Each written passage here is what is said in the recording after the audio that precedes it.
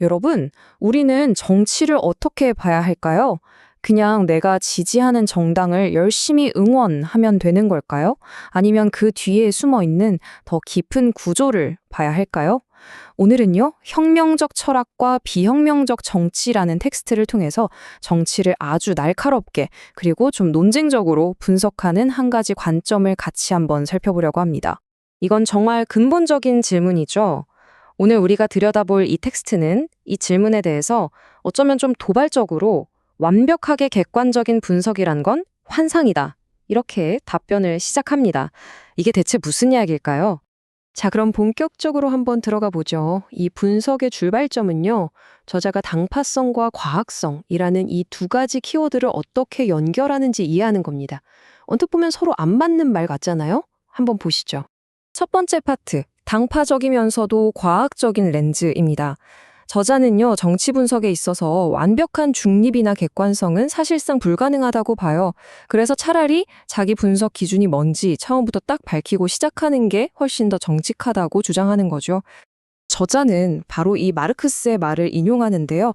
이게 무슨 뜻이냐면 계급 갈등이 아주 심해지니까 자본가 편에 선 경제학은 더는 진실을 탐구하는 과학자가 아니게 됐다는 거예요. 그저 자본을 옹호하기 위해 고용된 변호사가 되어버렸다는 주장인 셈이죠. 이런 관점에서 저자는 이 둘을 이렇게 딱 나눠서 봅니다.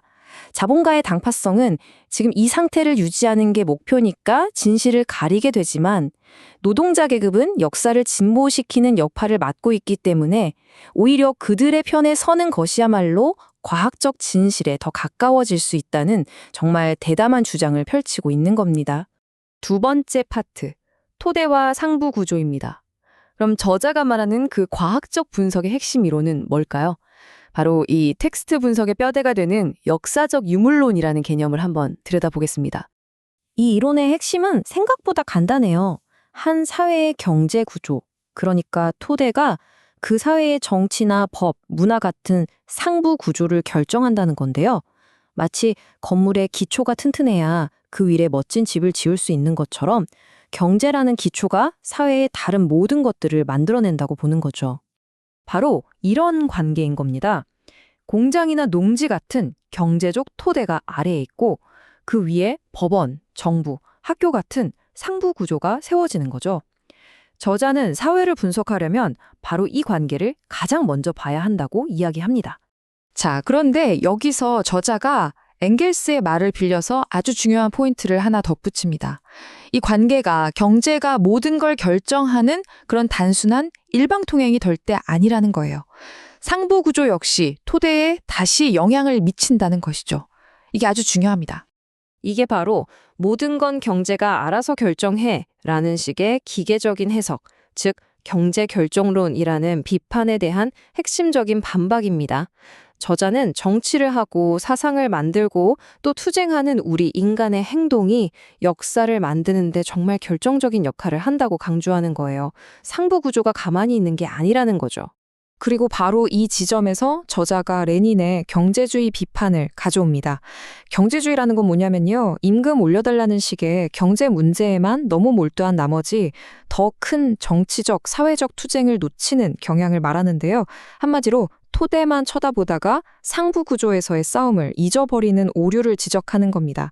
세 번째 파트, 한국 사회의 두 가지 모순입니다. 자, 이제 저자는 이 분석 도구를 가지고 드디어 한국 사회라는 아주 특수한 상황을 들여다보기 시작합니다. 여기서 저자만의 독자적인 분석 모델이 등장하거든요. 이게 바로 저자의 핵심 주장입니다. 한국 사회를 제대로 이해하려면 이 두 가지 모순을 반드시 함께 봐야 한다는 거예요. 하나는 구조적 모순인데요. 이건 노동과 자본의 갈등처럼 자본주의 사회라면 어디에나 있는 보편적인 문제입니다. 그런데 다른 하나, 역사적 모순이 있다는 거죠. 이건 분단이나 반공주의처럼 한국에만 있는 아주 특수한 문제인데 이 두 가지가 서로 복잡하게 얽혀 있다는 겁니다. 저자는 대부분의 좌파가 구조적 모순만 보고 이 역사적 모순을 놓치는 큰 오류를 저지르고 있다고 비판합니다. 저자에 따르면 분단이나 반공주의 같은 문제들은 그냥 과거의 일이 아니에요. 지금 이 순간에도 한국 정치를 움직이는 아주 강력한 힘이라는 거죠. 그래서 이걸 무시하고 세우는 정치 전략은 현실과 동떨어져서 결국 실패할 수밖에 없다고 아주 단호하게 이야기합니다. 네 번째 파트, 바로 좌파에 대한 비판입니다. 이제 이 두 가지 모순이라는 분석 틀은 저자가 한국의 다른 진보, 좌파 세력들을 아주 날카롭게 비판하는 무기가 됩니다. 저자의 주장을 보면 이런 그룹들 중 다수가 90년대 소련이 무너졌던 그 역사적 충격 속에서 한국 사회의 진짜 핵심 문제를 제대로 진단하지 못하는 다른 생각들을 받아들이게 되었다고 보는 겁니다. 저자가 비판하는 지점들을 좀 짚어보자면요. 예를 들어 역사적 모순 무시는 아까 이야기했던 분단 문제는 외면하고 경제 문제에만 집중하는 경향을 말하는 거고요.